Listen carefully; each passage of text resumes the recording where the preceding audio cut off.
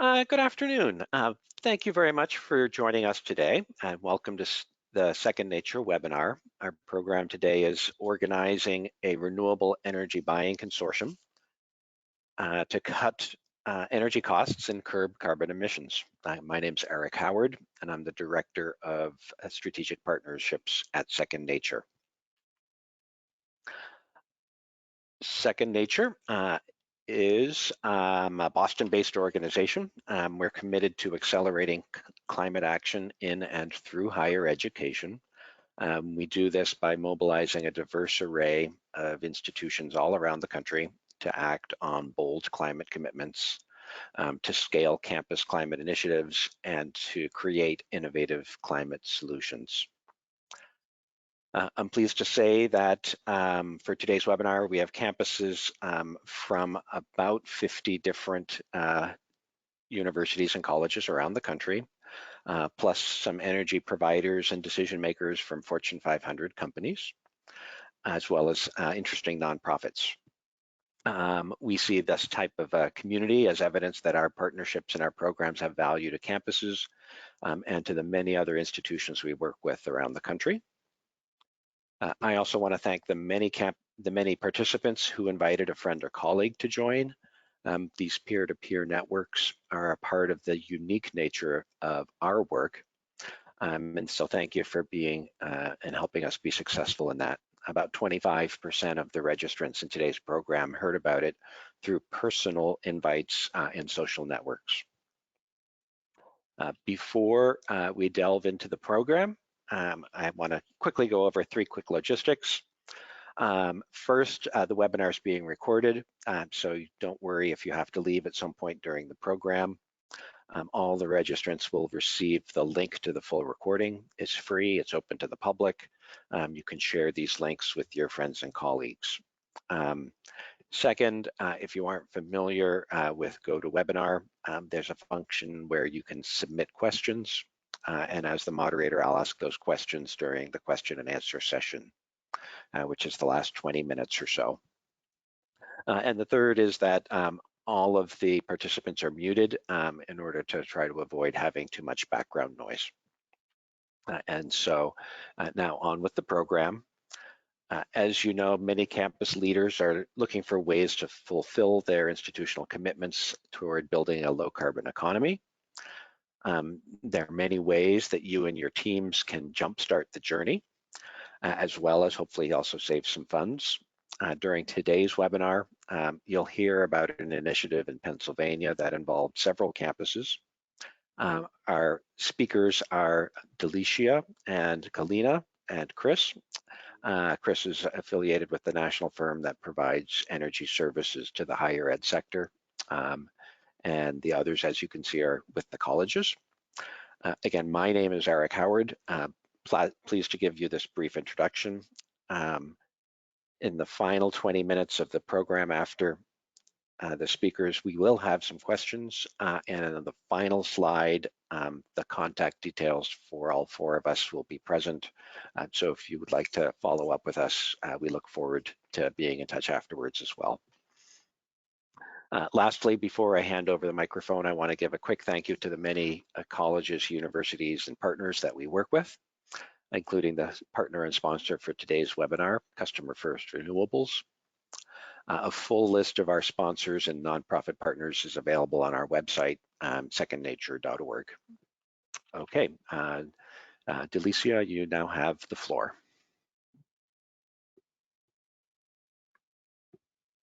Hi, everyone. So I am kind of going to be today speaking with 2 hats on. The first is really from the perspective of Lafayette College, and I'll tell you a little bit about it, but also from the perspective of Lehigh University, where I formerly worked and was one of the campuses part of this consortium. So Lafayette College is in a suburban setting. We are about 60 miles north of Philly and also about 70 miles west of New York City. We are private and have an enrollment of an undergraduate population of about 2,700 students. We have 3 campuses actually. on which the 69 buildings are spread out. One is largely an athletic facility.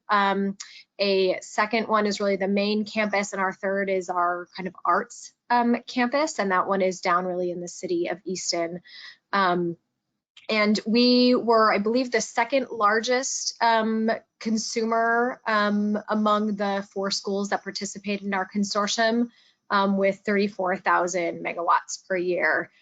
Lehigh University was the largest purchaser at around 68,000 megawatts per year, just for some context.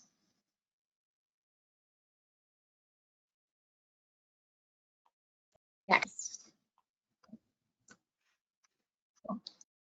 And my name is Kalyna Procyk. As mentioned before, I oversee sustainability efforts at Muhlenberg College, and I also teach in their sustainability studies program. And a little bit about Muhlenberg. So Muhlenberg is located in the same geographical area as Lafayette and Lehigh in the Lehigh Valley. We're in Allentown, Pennsylvania. Also private, residential, liberal arts college, approximately 2,100 students. We have 184 acres. So we have a main campus location on the west end of Allentown in a leafy residential area. We also have a biological field station and an arboretum, which are located in near proximity, but not directly adjacent to the campus, in a little bit more rural area. We have 92 buildings, 1.4 million square feet of maintained space, and we consume approximately 20,000 megawatts per year of electricity. Next.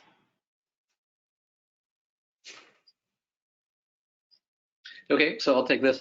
My name is Chris O'Brien. I'm the Director of Business Development at CustomerFirst Renewables. First, just a minute so you understand the context of why I'm part of the team here. CustomerFirst Renewables was the advisor that helped the 4 schools, including Muhlenberg and Lafayette, as well as Lehigh and Dickinson, in this aggregation to understand and access the large-scale renewable energy marketplace. So our role was as an advisor, both to Kalyna and her colleagues and Delicia and her colleagues, but as well as really large. This was a really big team effort. So there are a lot of people who, if we were to have everyone involved in this effort on this webinar, it would be, you'd see one of those screens like the Brady Bunch where there's lots and lots of screens of videos of faces. So not everyone could be here, but it really was a team effort. And our role was just in helping to coordinate that team and advise. And the reason that we play that role is, as you can see on this slide here, there's a complicated marketplace of solutions in the renewable energy marketplace. This is a good thing, right? If you had seen this slide just 5 or 6 years ago, there would have been fewer bubbles on here. Each bubble that you see is a way of buying renewable energy. In the bottom left there, you see RECs, or what we would call unbundled RECs. And then in the middle to the top there, you see physical PPAs and virtual PPAs. That's the space mainly where we focused in this effort. We also looked at what we shorthand here as structured retail energy products. And in this case, the RE stands for retail energy, but it also means renewable energy in this context.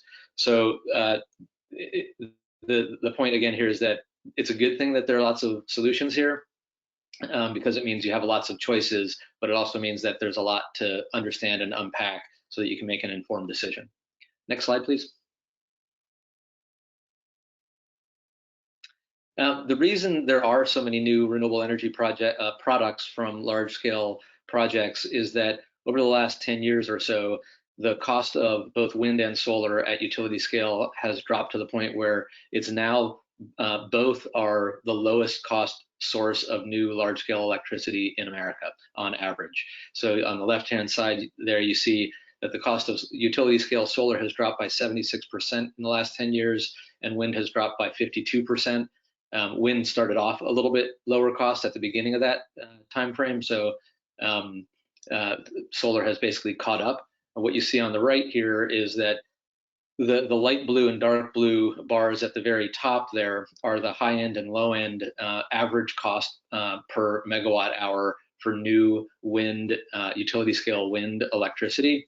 And the gray line going from top to bottom is the US national average cost from natural gas, electricity produced from natural gas, which is essentially the point of reference in terms of competition. So just below wind, you see similar bars for utility scale solar, and the point of this is to show that that even at the top end, the high cost of utility scale wind and solar are both beating the average cost of electricity from new natural gas sources. So that's why there are so many new renewable energy solutions, is because they're now cost competitive. Next.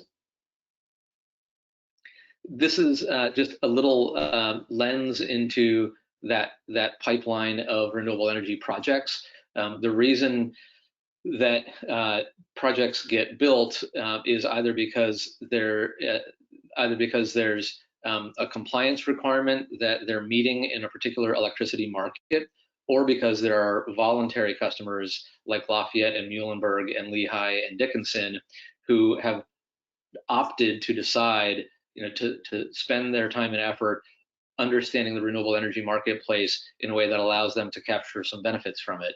And the result of the benefit to them is that one of these blue bubbles or orange bubbles becomes real. Right now, what you're seeing on this map is just projects that are envisioned. So every blue bubble represents a team of people who has an idea to create a wind project, or the orange ones are solar projects. But to make that idea become steel in the ground requires a buyer. And that's really what the transformational impact is that results from colleges and universities who are making these kinds of commitments. It causes new renewable energy to be added to the grid. And you can see here that it's a robust pipeline of new projects in development. Next.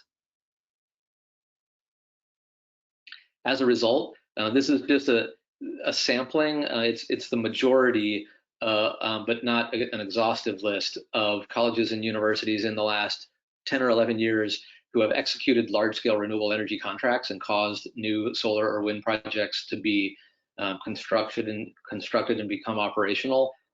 These are mostly, we're talking about projects here that are 10 megawatts or bigger in capacity. There are many more deals than that from projects that are smaller than 10 megawatts. The list would never fit on this slide.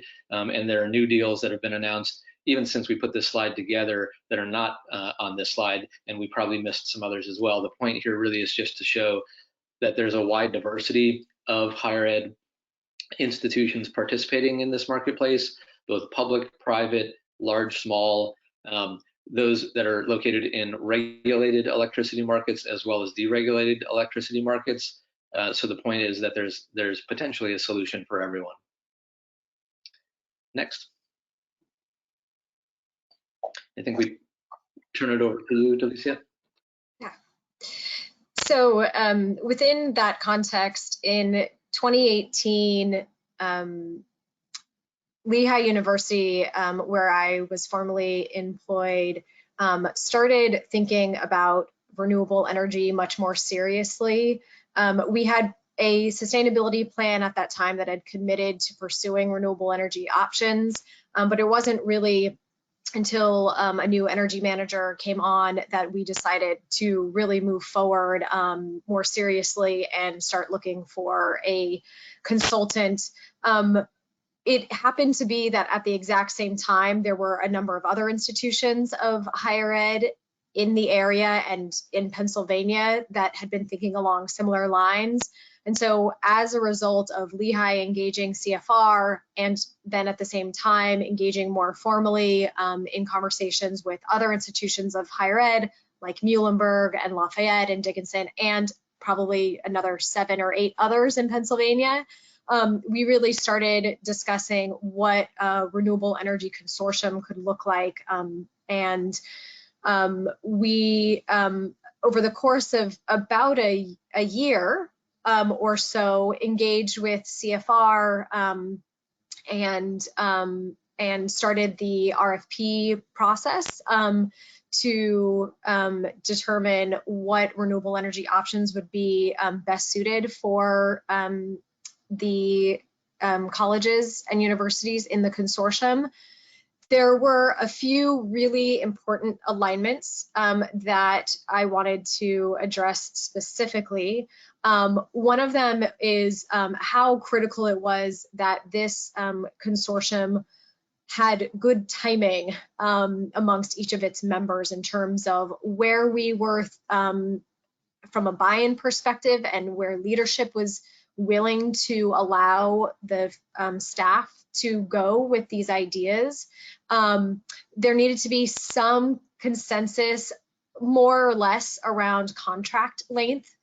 So if there were some schools that were really set on having 10 years or less for a contract and the rest of them were closer to 20 to 25 years, there was obviously going to be some point at which the schools needed to decide whether they wanted to stay in and continue participating, knowing that the other schools wanted a longer contract length or not.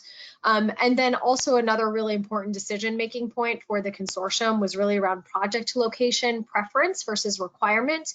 There were a number of schools from the much larger group that we had initially been speaking with that really had a strong preference for the project eventually being in Pennsylvania, whereas there were other schools that said, we have a preference, but we would really be okay with the project being anywhere in the United States. And so that was a real key decision point for a lot of the schools to decide whether they wanted to stay in the consortium or out. Similarly, there was some discussion around whether RECs or substitute RECs were going to be okay with the group. So there were some schools that really felt, again, very strongly about needing project RECs, and other schools were willing to take substitute RECs. So for those schools that are thinking about potentially partnering with others, or even internally discussing what is going to be a priority for your school, these are some of the decision points that I think for us as a consortium took a lot of discussion and investigation into what was really a priority among all the priorities. Those will be points that you two will likely need to think about as you pursue a renewable energy strategy. Next slide. First and foremost, we decided as a consortium that where we really wanted to get to is about 100,000 megawatts per year. As I mentioned at the very beginning in my introduction, Lehigh University, where I was formerly employed in the sustainability department, had about 68,000 megawatts per year going into the negotiations, but bringing on and partnering with other schools like Lafayette, which is at 34, and Muhlenberg at 20, and Dickinson allowed us to not only meet that 100,000, but actually exceed it and get to 128,000. And really that 100,000 mark is really where you see economies of scale being most beneficial. And so anything you can get above 100,000 just increases the benefit to your institution. Although I'm sure, as Chris can attest to, there are also contracts that have been much smaller than 100,000, and they have still been beneficial to the school. The other benefit that we really found with an aggregation is that there were lots of great conversations in which we had a sounding board for certain positions that our university had taken. There were lots of opportunities for second opinions. A lot of our initial assumptions were really being tested by either our peers, or in some cases, CFR was really able to educate us about maybe misconceptions that we had about certain aspects of our virtual PPA, which we ended up going with. But ultimately, because we all committed to a pretty specific timeline in terms of how quickly we wanted to get this done, and that was by the end of 2019, there was a lot of momentum and there was a really strong commitment to act. So we knew that while there were some differences in opinion about certain aspects, smaller aspects of some of the decisions we were making, we knew that we still wanted to keep the momentum moving forward. And I think because of that, a lot of consensus was able to be reached. And lastly, the benefit to an aggregation, of course, is just getting more attractive project bids, which means better pricing and better contract terms. So the larger your load is that you can go in with, kind of the better positioned you are, but also having a larger consortium does, I think, attract some additional bids along the way. Next slide, please. Just for some sense of timeline, as I mentioned, there were some discussions that started in 2018. This timeline is really one that starts with the consortium, the final consortium of the 4 schools. Again, those being Lehigh, Lafayette, Muhlenberg, and then Dickinson joined a bit later. But that really started most formally in January of 2019, when those 3 schools formally had committed.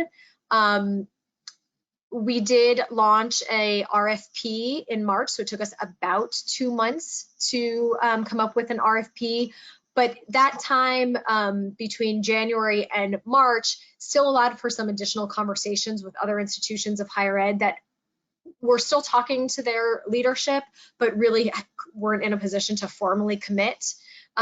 However, in May, Dickinson did join PHEC, the Pennsylvania Higher Education Consortium, and in June, a finalist developer was finally interviewed.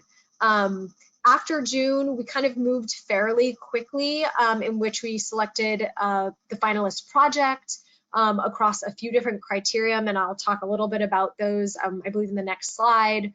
But we really reached an exclusivity agreement in September of 2019. So between January of 2019 and September of 19 is really when a lot of the work and a lot of the monthly calls among the consortium members, or I'm sorry, weekly calls among the consortium members was occurring. After September is really when we were more deeply into the negotiations of the contract with our specific finalist. And so what we are looking at now is a developer who's going to commence their construction activities in January of 2021. And we're hoping to reach COD by December of 2022.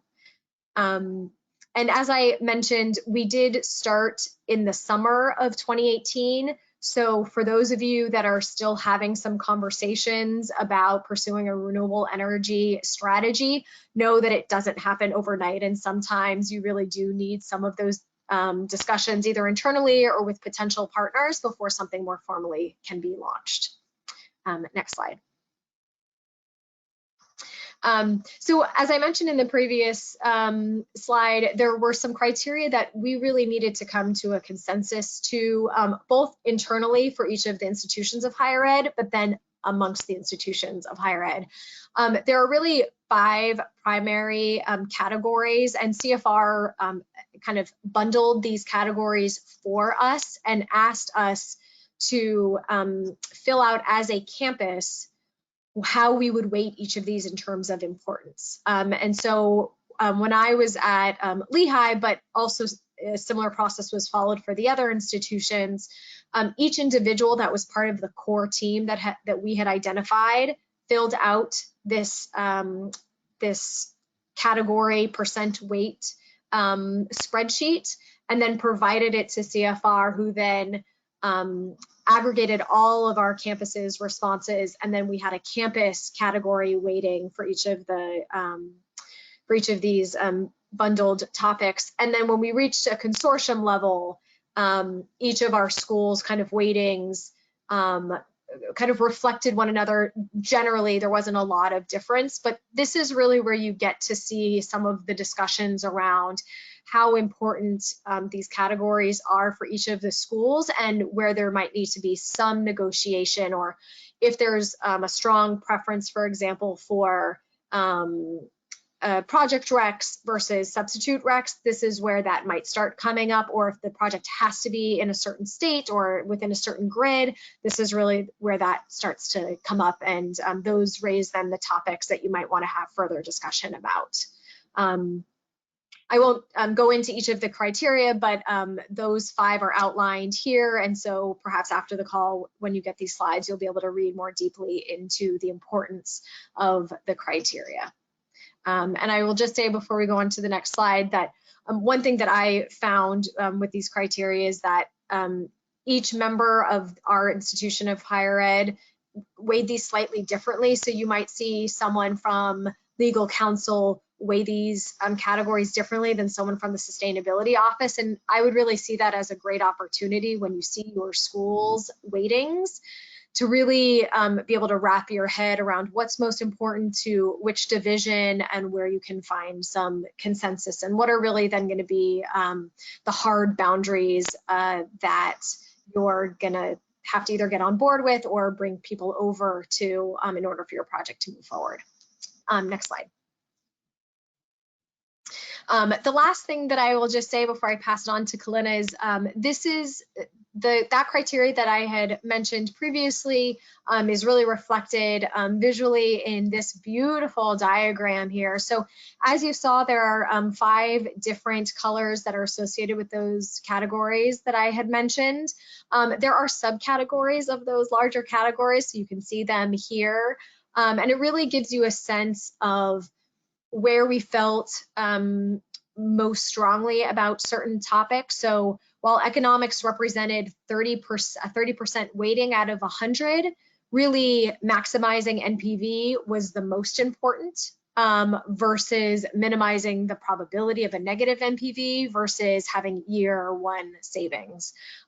So this really led for us to a lot of deeper discussion at our campus, and I'm sure you will find that if you have discussions, or maybe you already have on your campuses, about what is important, it's really much more complicated than maybe one would initially think, but it's really important to go deep into these discussions before you really launch into an RFP and get too far down the road when you realize that actually you have very differing opinions about which finalist is going to be the best fit for you. And with that, I will pass it on to Kalyna. Thanks, Delicia. So Delicia talked about, how all the steps that got us up to the RFP process. And I'm going to use that same framework of our decision-making quadrants to talk in a little bit more detail about the topics that rose to the top, or that were important to us while we were in the RFP process, and then also into contracting. So how we figured out how to get to our final choice of developer, and then some of the issues that we negotiated with them on once we got to those final phases of signing the PPA. So in terms of the economics, speaking from the perspective of Muhlenberg, and I do think that this perspective ultimately was shared by all of the schools, we really did not want to lose money on this project. So, we could tolerate a range of different financial outcomes. Based on the modeling, we are hopeful that we will realize a financial benefit from this project. But even if the financial benefit was neutral, we are still going to realize institutional benefits from this. So, and those are anything from making good on promises that we made to students and their families about seriously investigating renewable energy. We do have some general goals in our sustainability plan, but it hasn't been anything really specific. So, but we did want to make a commitment to seriously investigating this to our students. And also there are reputational benefits. So, you know, it was important to us to be seen as leaders in this sustainability field, in the climate action field. And so whether we made money on this or not, we were still going to realize those benefits. We were still going to be able to put additional renewable energy onto the grid. So you know, I just want to make sure that that is captured in the framing here. So in terms of the upside share, we were very happy to have this this possibility of adding on an upside share to our agreement. Basically, the way it works is if the price of the electricity is greater than our PPA price, then we split the difference with the developer.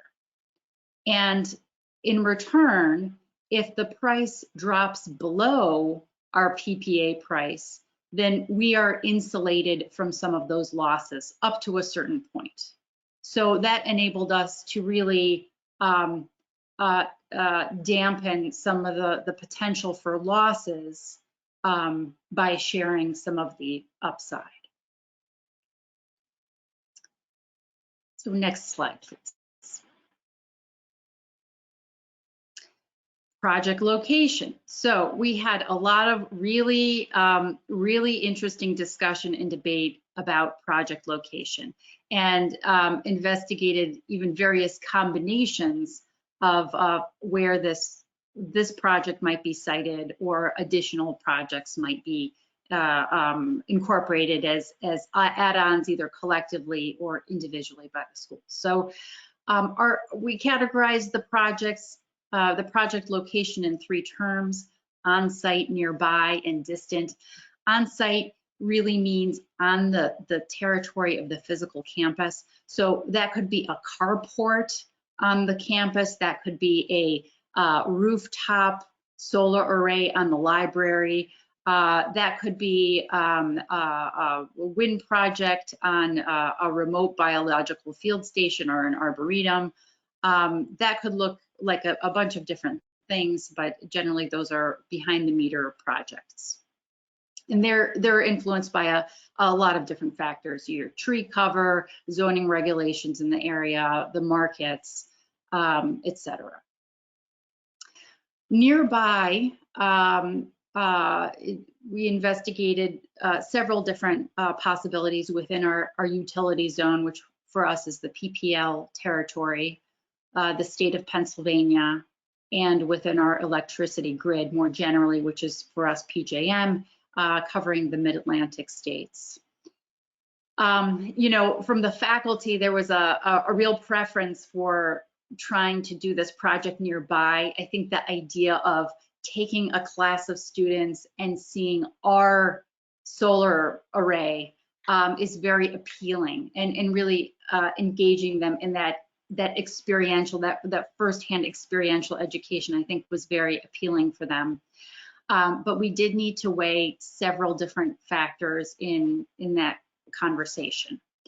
So the economics obviously is one of them, the physical proximity, market risks, and carbon intensity, which I'll get into a little bit more on a subsequent slide. Next, please. So counterparty risks. As institutions of higher education, we really wanted to make sure that our partners in this, our developer partners, were financially sound and stable. So, you know, there were a few different ways in which we looked into this. You know, most developers, you know, there are a variety of different renewable energy developers out there. Some are small boutiques, some are large utility holding companies. Most are private and they don't have a public credit rating. So consequentially, you know, we needed to accommodate for that in the contracting, in the PPA, to ensure that, you know, if the project fell apart, you know, financially everybody would be okay. But you know, even at the time perspective of developing the short list, you know, getting together all of the RFP submissions, and understanding where they fall in that list of riskiness as a counterparty, and narrowing it down. This was a really important topic for us. So CFR did a really thorough job of coming up with criteria. These were very helpful criteria for us of assessing what this counterparty's risk was. So, you know, are they able to secure private project financing? Are they able to deliver the completed project on time? What's their intention and ability to operate this project long term? So there are several things that you can look at to ascertain whether they might be able to meet these criteria and how they would rate. So we looked at their experience, their year of operations, number of projects, the number of megawatts they've developed or operated, who's a part of their team and who's on their leadership and what does their experience look like. What is their development strategy? Do they have a distinctive approach that sets them apart? How about their long-term operations? And also their financing capabilities. So we did look at their financials as well. And so this ended up being a high priority criteria for us, making sure that they were quite stable, and applying that criteria, we were able to narrow down the finalists to 2 to 5 projects. And at that point, there were some more detailed background checks, interviews, etc. Next, please. Environmental impact. So, you know, environmental impact from the get-go was one of our priorities. You know, we wanted to ensure that we weren't putting up a solar field on territory that contained old growth forest. So, you know, from the get-go, we had our eye on identifying environmental impacts and seeing if, you know, making sure we weren't causing additional harm, and also making sure we were creating additional environmental benefits if that was possible. So this came into play when we were looking at project siting. So at the end, we were reviewing projects in the PJM territory and in ERCOT. And ultimately, after reviewing the analysis, we saw that ERCOT, which is located out west in the Texas, Oklahoma area, their grid was dirtier, was more fossil fuel intensive than PJM's. So if we developed a project in ERCOT, we would actually be avoiding more carbon emissions than if we developed a very similar project in PJM. And so that factor where we understood we were actually adding more clean energy to the grid was quite persuasive for us. So next, please. Educational and research opportunities. As institutions of higher education, this was also quite important to us. And you know, we had a lot of back and forth with the developer around what these education and research opportunities could look like. Again, the professors were quite excited about the possibility of having an experiential education opportunity for the students. So, you know, if we were going to go with a more remote project, what would that look like? How could we make a distance or a virtual experience really come to life? And this is what we settled on. There would be a dashboard. There's going to be a dashboard that will host access to live and historical weather and production data. There will be an annual tour of the solar facility, and that's out at the project site. So as long as we can get ourselves there, They will do an annual tour for interested parties. The developer will come and do guest lectures on renewable energy subjects for 5 years, rotating among the campuses. There's also going to be signage at the project site, naming the off-takers, so naming each of the individual schools. And there will also be aerial video footage of the project during and post-construction. So some sort of helicopter footage or drone footage, so we can actually see the project being built and what it looks like when it's in operation. Also, we were very happy to land on internship opportunities for our students. So a certain number of students each year from the various schools will be able to go out and do an internship with a developer. And then we're hoping we'll come back to campus and be able to share some of the things that they learned with our community and you know, further develop that connection between us and this project. Eric, next, please. Reflections and lessons learned. So here are some of the things that were important to us as we went through this project.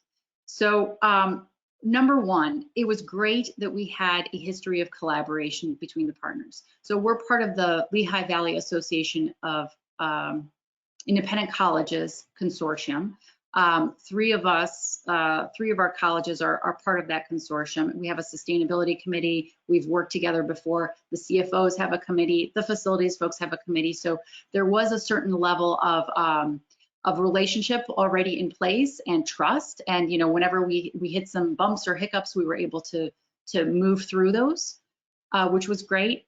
Assembling the project team is also something that you should keep your eye on. In the end, we landed on the CFO, a person from facilities, and then myself from sustainability, with other folks kind of cycling in and out. In addition to these extra folks, we had our auditors weighed in as well on the project team. Different schools had different approaches to dealing with their boards. So at Muhlenberg, our CFO indicated that he viewed this as an operational decision. So we did not have the responsibility of getting approval from our board. Other schools did need to get approval from their board and keep them updated as to process. So we were going to, you know, get our board involved now at the April board meeting, but I think circumstances have shifted that a little bit. Working with experienced advisor and outside counsel was really key for us. The majority of the participants in this aggregation had not had any experience with the PPA or with this kind of aggregation, and so having someone that in a sense held our hand through it, you know, had a really structured process, really transparent process that really took us step by step from beginning to end, really helped us get on the same page and provide a certain comfort level that we were making the right choices together. You know, and we hired outside counsel that knew, you know, energy law that specifically counseled us on this project. Agreeing on the project criteria and you know, doing robust analysis also very helpful, very key to us in our journey. So with that, Delicia, is there anything else from your end that you'd like to share about reflections or lessons learned from your perspective? The one thing I would say that I think there was consensus around is how we wanted to really leverage this sort of energy contract for the benefit of our educational efforts. And so whether that was presenting about energy strategy or about this process to courses, or bringing faculty into the conversations along the way to update them, I think was a really was a really beneficial step for mostly administrative staff to take in bringing the rest of the university on board. And ultimately, I think now that the contract has been signed, being able to now tie them back in so that they're leveraging the data that is coming out of the project site, I think is important and something to keep in mind if your project team is largely administrative. But I think with that, we can go on to the next slide, which I think is our question slide. Yes, we're on the questions slide here, and a couple of people have already submitted questions online. And I think the first question I have for the group is, how do you decide how many megawatts do you want to invest in or buy? Whether you go for 100% or for 50% or 25%. Is it better to do it all at once, or is it better to do smaller amounts, one this year and one in 2 years from now and one in a couple of years later on? So we decided to cover our entire electricity footprint. So for us, it was important that our entire scope 2 emissions, or our entire emissions that came from our electricity footprint, were able to be neutralized. So I think we made that decision up front.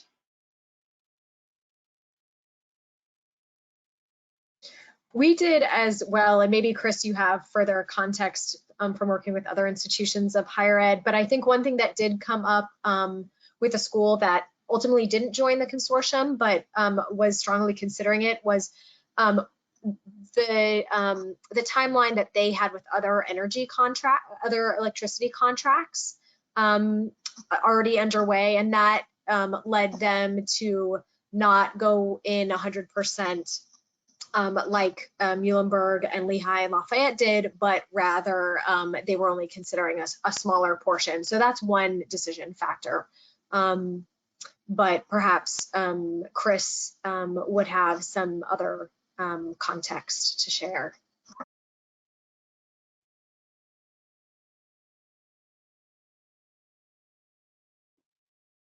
Chris, are you muted?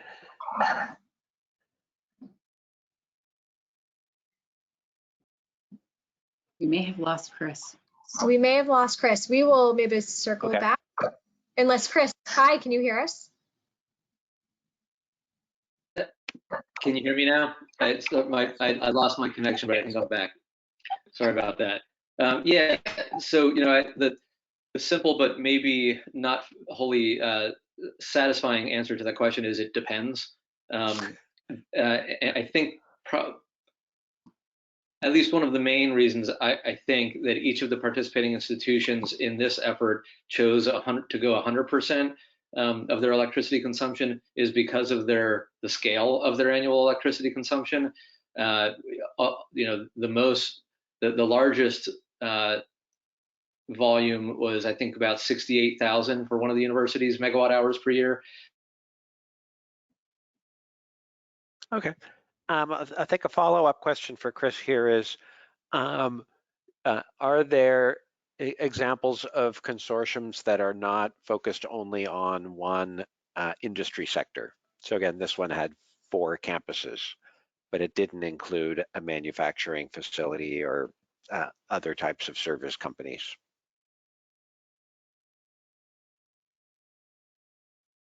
We may have lost Chris again, but if I can speak for Chris for just a moment, he was at American University, and they, along with George Washington, did partner with non-institutions of higher ed in their consortium. So it is very possible, and I do think they successfully executed an agreement. Chris, I was just trying to fill in your experience in a consortium that was not purely higher ed. if you want to share about that, or if you know of other consortiums that are from various sectors. Sure. Yeah.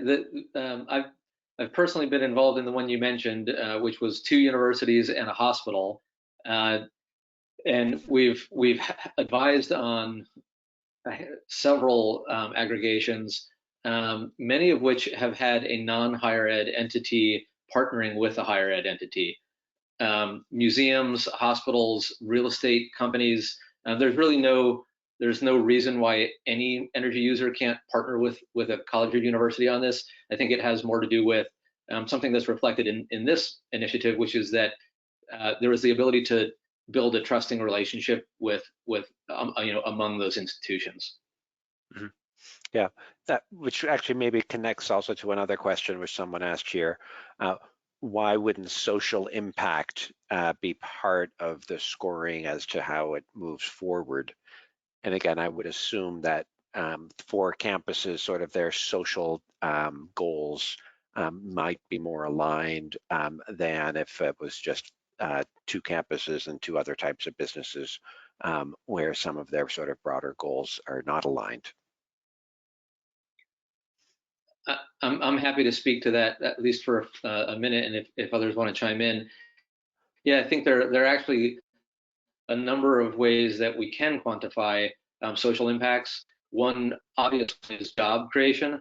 Another is income generation for the host of the landowner of the site.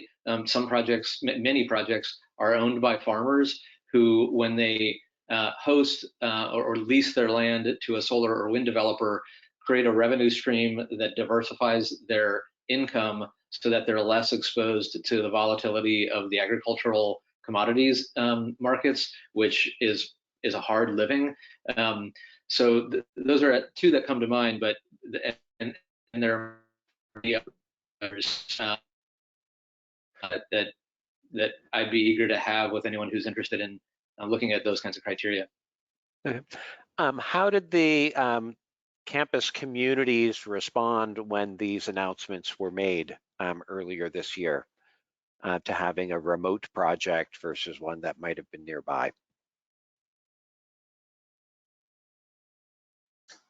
So as I mentioned, when we started looking at building a consortium in late 2018, we actually had reached out to 11 schools or so. And ultimately, the reason that we ended up with 4, in part, not the whole story, but in part, was because of the location of the project. So there are some schools that feel very strongly about location of project, but there are others that were willing to go kind of with whatever looked best from an economic perspective. I think ultimately the 4 of us in the consortium were really pleased with where the project landed, both in terms of location, but also in terms of risk management and economics as well. Okay. And for Muhlenberg, oh, can you hear? Yeah, okay. For Muhlenberg, we had our professors participate in some of the survey work as stakeholders, and so there were a few people, a few professors that that were really invested in exploring certain locations, and once they understood the situation, they were on board. Well, the rest of the campus community was on board as well. So once we made the final announcement, it was exclusively positive. I received handwritten notes from various faculty and staff that I didn't even know, thanking me and thanking the team for participating in this project. Students that aren't even sustainability students, I don't even know them, sent me emails saying, wow, this is amazing. I'm so grateful to be going to school here. So my responses were very positive. Yep. Related to that, how do you gain the attention of the decision makers when you were earlier on in this process? And what helped you convince those folks that there should be like a long-term contract for buying electricity instead of a shorter-term initiative? Well, for us, really the key decision maker, the person that we needed to get on board was the CFO. That was the key person. And when he understood that there was a potential to both realize some financial benefits, not a guarantee, but a potential of realizing cost benefits, and also adding additional renewable energy to the grid, which is something that we told our students we were going to look into. And, you know, I mean, if you look at what's been happening on college campuses in terms of climate activism, you know, all of a sudden overnight, the last 12 months, we have a sunshine movement on campus. We have, you know, 75 students that rented a bus to go see Greta Thunberg in New York City. The interest is just going up. And so it was the combination of the financial and the environmental that was our sweet spot. I would just add to Kalyna, it was very similar both at Lehigh and Lafayette in terms of kind of the argument to be made to the CFO, who was really the main decision maker in this case. But I think it's also really important to remember that just because you engage with a consultant doesn't necessarily mean that in the end you have to execute a contract that ultimately won't work for your campus. So for us, just getting the buy-in to engage a consultant and both learn internally about what our options were and bring our CFO along as we were learning, I think was really important. And it wasn't until she both at Lehigh, it was a she, when she saw the numbers, that she really felt like this was really a good longer term decision. And it was the same reaction at Lafayette as well. So that's kind of something to keep in mind, is you're not locking yourself in just because you decide to engage a consultant to pursue a strategy that could work for your campus. That's a great point, Delicia. And I'll just add that also, you know, from when I was at American University, it took a couple tries with our CFO there. You know, our first at bat was actually proposing that we use our own capital from our endowment. Thank you. From our endowment, we actually proposed literally buying a wind farm, I mean, owning it.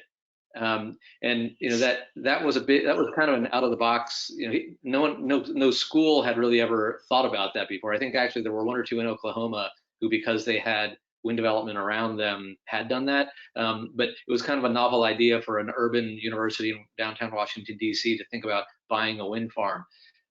So we evolved the idea to the one that's very similar, you know, to the PHEC approach, which was to go with a PPA, which I think we haven't mentioned during this webinar, which is worth pointing out, which is that there's actually no capital involved here. There is no investment on behalf of the colleges and universities in this effort.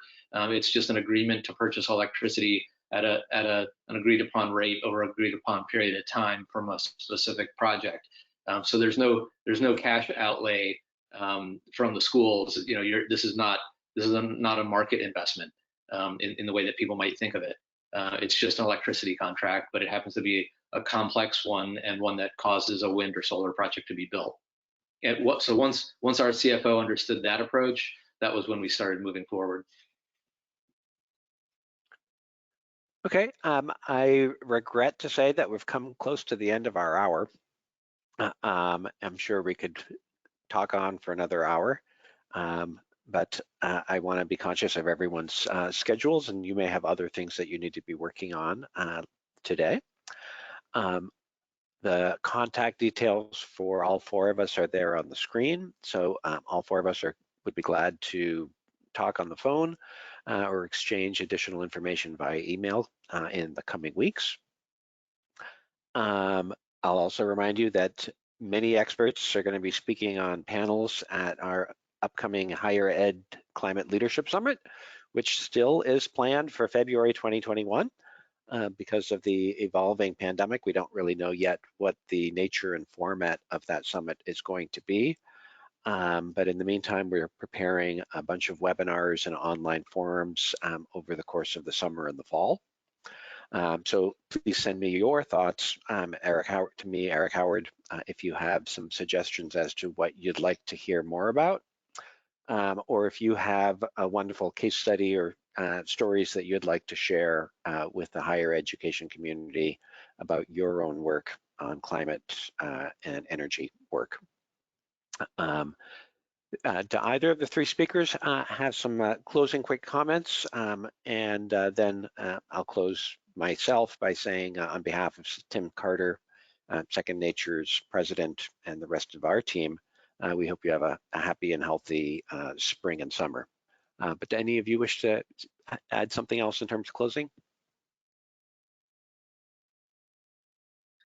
I'll just say, and I don't know, you guys might, you can concur or not, but I think it can be a long and windy road with a lot of unexpected challenges along the way. It takes some time to get something like this done, but I think you'll agree that in the end the payoff is worth it.